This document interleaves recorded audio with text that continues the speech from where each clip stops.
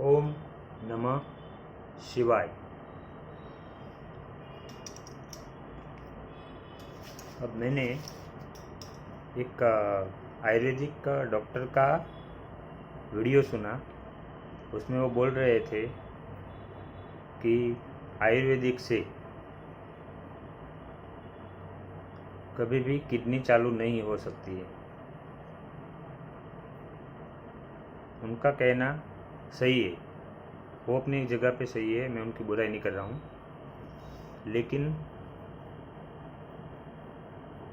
मैं जो बार बार आपसे कहता हूँ कि जब आप दवाई ले ले के थक जाते हो, फिर भी आपको ठीक नहीं होता है, क्यों ठीक नहीं होता है, इसी को समझने के लिए मैं बार बार कहता हूँ, संचित कर्म। इसीलिए अभी जो मैं रिसर्च देख रहा हूँ, उससे कई पेशेंटों की किडनी चालू हो गई है, वो मैं आपको बताता हूँ। लेकिन वो दवाई भी तभी ही काम करेगी जब आप साथ में साधना करोगे, ऊपर वाले पे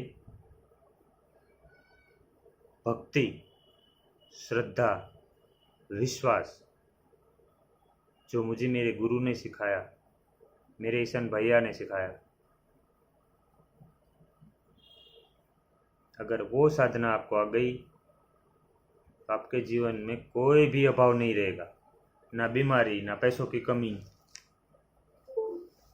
इसीलिए हम सबको मिलके साधना करके भारत को सोने की चिड़िया बनाना है। कोई राजनेता, कोई नरेंद्र मोदी, ये बुराई मैं नहीं कर रहा हूँ और बुराई करनी भी नहीं चाहिए, लेकिन उनके सहारे मत रहो प्लीज़। ब्रह्मा कुमारी हो या कोई भी हो, साधना करो। साधना के लिए हमारा जन्म हुआ। अब मैं आपको बताता हूँ कि किडनी कैसे ठीक होती है। देखो, ये जो किडनी होती है, आयुर्वेदिक में मूत्रवा स्रोतस,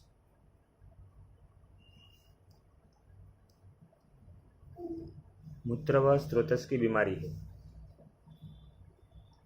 मतलब क्रोनिक रीनल फेल्योर, यानी मूत्रवा स्रोतस। तो इसमें जो अंदर छोटी छोटी नसें ब्लॉक हो जाती है किडनी के अंदर, वो कफ के कारण होती है। वात जवाबदार होता है किडनी का स्ट्रक्चर, जो डीजनरेशन होता है ना, उसके कारण। और अकॉर्डिंग टू आयुर्वेदिक प्रिंसिपल, इस डिसीज का management, tissue damage can be prevented. मतलब टिश्यू डैमेज उसको भी रोक सकते हो, जैसे रसायन औषधि जो आती है आयुर्वेदिक में, उससे। और टिश्यू रेजिस्टेंट भी हटा सकते हो,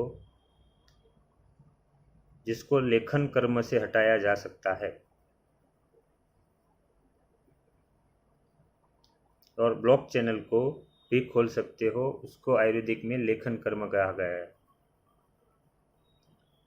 अब जैसे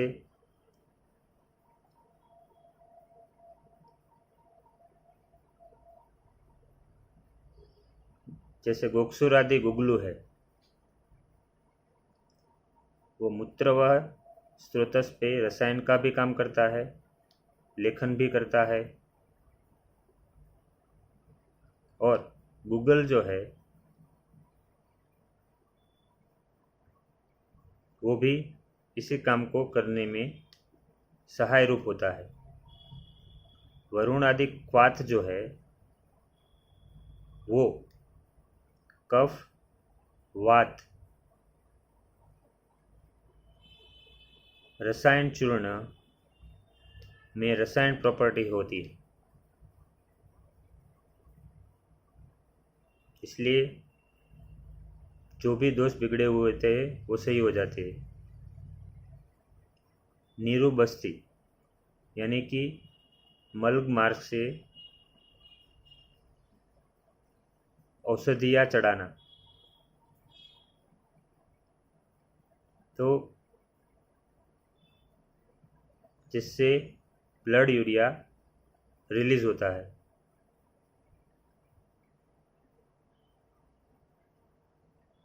और इससे पाया गया कि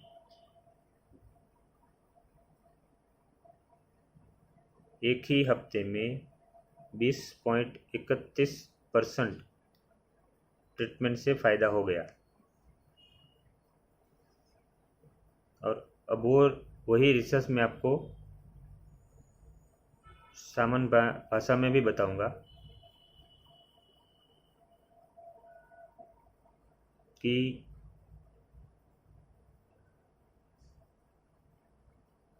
serum creatinine, blood urea, albumin urea reduce,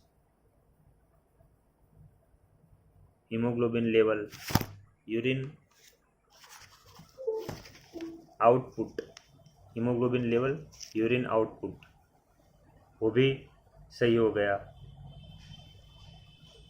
इसलिए लेकिन ये रीजनरेट तभी होता है, रीजनरेट तभी होता है जब कच्चे खाने पे रहा जाए। यानी अगर आप कच्चे खाने पे नहीं रहोगे तो मैंने जो अनुभव किया है उसके मुताबिक ये चीज़ फिर लाइलाज होती जाएगी। तो मेन चीज़ है गोखरू का पंचांग प्लस गूगल प्लस त्रिफला प्लस त्रिकटु प्लस मुस्ता, ये सब मिलाकर 1 ग्राम हो, उसको दिन में 3 बार खाना है।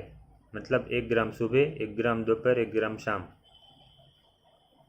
रसायन चूर्ण जो आता है उसमें आता है गोखरू, आंवला और गिलोय, जो समान मात्रा में आता है।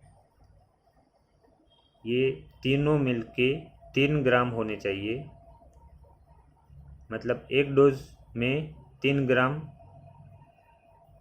दिन में 2 बार।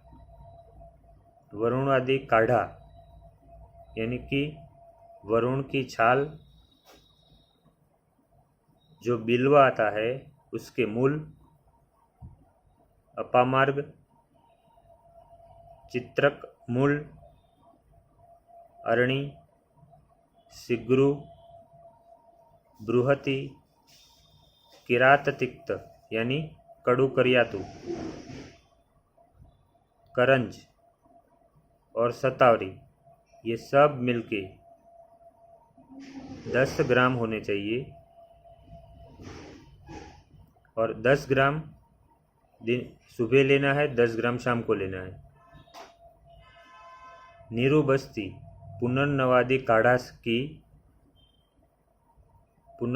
काढ़ा डेली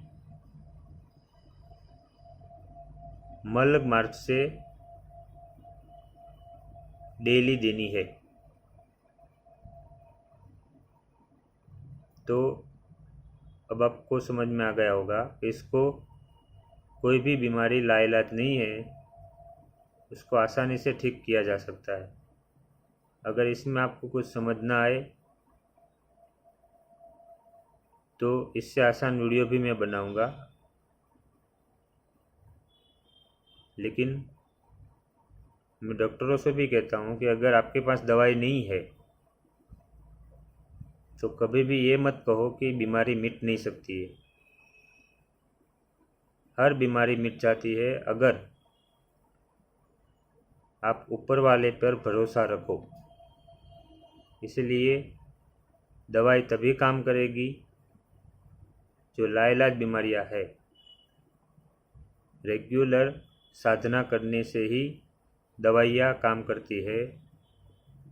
इसीलिए अगर किसी डॉक्टर के पास दवाई नहीं है तो वो ये मत कहे कि इसका कोई इलाज नहीं है, ज़िंदगी भर दवाई खाना पड़ेगा। क्योंकि साधना करके अपने संचित कर्म काट के आप और दवाइयाँ साथ में लेते हुए हर बीमारी ठीक की जा सकती है। लेकिन बीमारी ठीक करने के लिए साधना नहीं करनी है, साधना करनी है कर्म काटने के लिए। अगर भावना शुद्ध होगी तो ही आपकी साधना फलीभूत होगी। अगर समझ में आ गया हो तो इसका अमल ज़रूर करना। धन्यवाद।